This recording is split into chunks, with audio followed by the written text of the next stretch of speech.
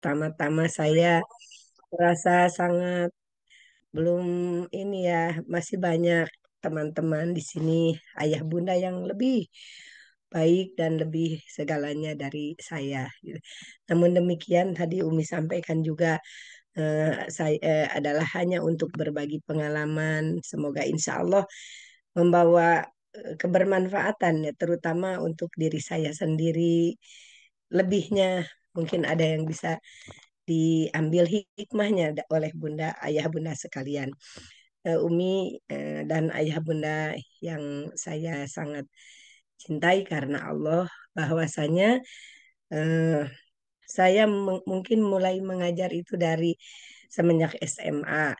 Jadi waktu itu ada hikmah yang terbesar gitu dari setiap peristiwa yang kita alami. Ketika itu ayah ibu saya berpisah gitu.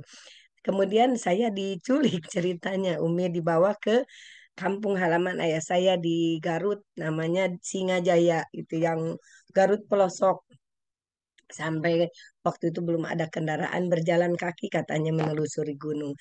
Nah, disitulah mungkin hikmahnya ya, karena semenjak kecil itu ketika mulai bisa berbicara gitu, udah diajarkan oleh nenek saya bagaimana mengenal Allah. Nah, kemudian di lingkungan di Garut itu kan kalau di kampung ada kobong-kobong Umi ya, jadi tak khusus yang bisa pulang balik ke rumah pagi-pagi sekolah, nanti zuhur ngaji lagi, kemudian pulang ke rumah, habis gitu asar ngaji lagi, lalu nanti maghrib ngaji lagi, udah gitu habis subuh ngaji lagi gitu.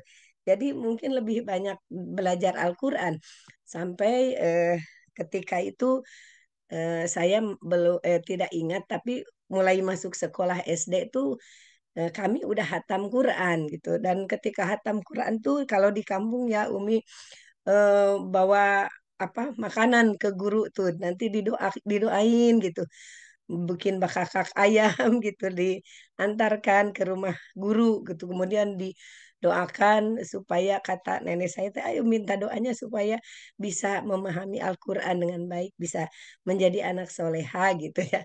Nah, singkat cerita kemudian setelah eh, mau menjelang SMP saya baru tahu bahwa saya ini sebenarnya bukan anak nenek saya. Nenek saya panggil emak gitu ya di kampung itu. Nah, kemudian pas SMA mau SMP datanglah ibu saya di situ dari Bandung. Ibu saya asli orang Bandung.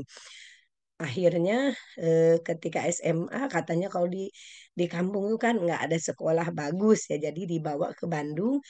Nah, begitu di Bandung saya tuh yang pertama saya cari adalah masjid gitu, Mi. Karena di situ saya dibawa sama ibu saya ke Ustadz namanya almarhum Ustadz Barjah gitu. Ini katanya anak saya bisa ngaji, bisa ngajar nggak di masjid gitu. Akhirnya saya ngajar ini anak-anak TPA gitu ya. Sampai SMP, SMA, kemudian sampai eh, saya masuk ke perguruan tinggi. Nah, kemudian di SMA itu nggak ada Ikhwan yang berani deketin saya, Umi. Ya teman-teman yang lain kan dulu udah ada yang punya temen ini deket gitu ya. Terus saya bilang kenapa ya kok kalau Ikhwan tuh kalau ketemu saya tuh melipir gitu, apa saya jelek gitu Umi ya. Akhirnya ini katanya eh, ada seorang Ikhwan bilang sama saya, maaf ya, kenapa nggak mau pada deket sama saya gitu. Katanya karena malu gitu. Karena saya tuh kan ada teman-teman di satu satu satu alamat ya di Jalan Samoja waktu itu di Bandung. Jadi teman-teman itu tahu ketika di situ tuh saya suka ngajar ngaji dan lain sebagainya, disampai-sampaikan ke teman-teman di sekolah gitu.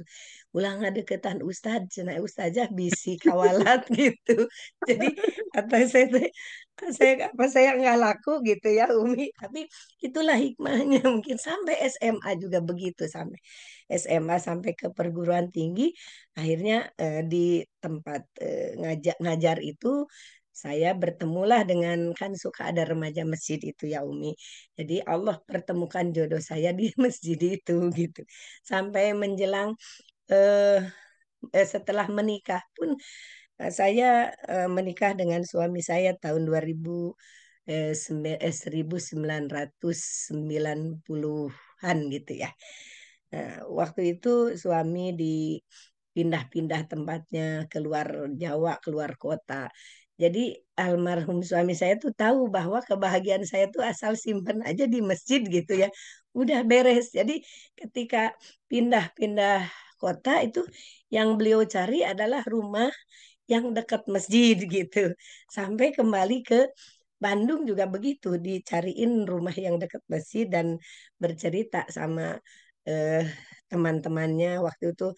Alhamdulillah kemudian kembali ke masjid, mengelola Masjid Baitur Rahmah tuh dari mulai datang sampai suami saya diangkat jadi DKM waktu itu terakhir dan cerita sama teman-temannya. eh, Kebahagiaan istri saya tuh pokoknya asal simpen aja di masjid, nggak perlu dibeliin apa-apa gitu katanya Umi ya, nggak perlu dikasih apa-apa, nggak pernah minta apa-apa. Jadi mintanya ketika apa namanya tinggal di suatu tempat carilah yang dekat masjid gitu dan kenalkan saya sama DKM-nya gitu. Nah, Alhamdulillah sampai dengan saat ini di sela-sela apa kesibukan mengurus rumah tangga, mengajar ibu-ibu terutama. Murid-murid saya tuh kebanyakan metik, Umi. Jadi eh, metik ya. Metik tuh usianya di atas 50 tahun kalau kata Oma tuh. Karena udah jarang sekarang anak-anak muda. Saya tuh hampir begini ya Umi, apa namanya? Ya Allah gitu, takutnya generasi terputus gitu. Karena yang di masjid ada 18 majelis taklim di Komplek Riung Bandung ini rata-rata usianya di atas 50 tahun gitu. Nah, saya dalam satu wilayah itu ada 18 majelis taklim, jadi keliling ngajar cuman deket-deket di komplek, kadang-kadang keluar komplek Riung Bandung. Nah, karena tidak tercover, jadi dikumpul untuk satu waktu, jadi hari Senin dan Kamis itu saya kumpulkan 18 majelis taklim itu di satu masjid, yaitu di Masjid Baitur Rahmah, Umi. Nah, kemudian kita kasih materi. Selain materi yang Usbo berikan dari Umi Deti, materi-materi lain juga saya berikan. Sirah Nabawiyah, belajar mengkaji kitab, begitu Umi. Nah, namun mungkin pengalamannya ini Umi satu, ketika benar kata Allah bahwa manusia terbaik itu salah satunya adalah man ta'alamal Quran wa alamahu, yang belajar dan mengajar Al-Quran. Saya selalu sampaikan kepada jamaah gitu bahwa Allah tuh akan memberikan pahala yang sama kepada yang ngajar dan mengajar. Tidak yang mengajarnya saja, yang belajarnya pun diberi pahala yang sama. Karena tidak akan mungkin bermanfaat seorang pengajar kalau tidak ada yang mengajarnya. Demikian juga seperti itu. Yang kemudian setelah eh, hikmah atau apa namanya luar biasa yang saya dapatkan ketika belajar dari Usbob Umi Deti tentang Al-Quran. Dulu saya mengajarnya hanya ini Umi apa menerjemahkan perkata begitu ya, tapi tidak dengan gerakan. Tapi setelah dengan gerakan itu memang tantangannya banyak Umi, karena orang tua tuh atuh katanya ibu jangan sama gerakan, saya tuh jadi suka gerakan kemana, hafalan kemana. Tapi saya motivasi sebagaimana ilmu yang diberikan Usbab Umi Deti tentang kesabaran kita belajar Al-Quran. Bukan Allah tuh tidak akan melihat hasilnya, tapi Allah tuh akan melihat bagaimana susah payahnya kita ketika belajar, itulah yang akan mendatangkan pahala. Yang keduanya, kita banyak teman gitu ya dari Sabang sampai Merauke. Alhamdulillah di kelas online Usbob ini banyak teman dari Sabang sampai Merauke yang setiap hari tuh walaupun di tengah-tengah rasa capek ya, kadang saya off cam karena kurang sehat, tapi saya harus berada di situ ya Allah, biar nanti ketika Allah memanggil teman-teman eh, kelas online ini pada masuk surga, minimal mereka ingat saya gitu, bisa bisa apa dipanggil oleh Umi Deti, oleh Usbob dan juga oleh ayah bunda semuanya. Begitu Umi. Yang pengalaman yang mungkin jauh lebih banyak daripada ayah bunda sekalian.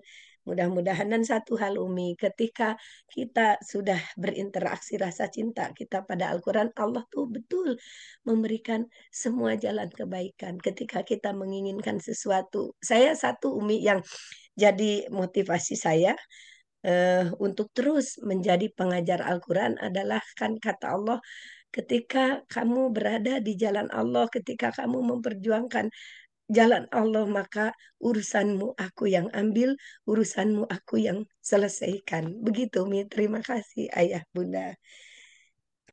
Baik, Assalamualaikum. jazakillah khair, Bunda.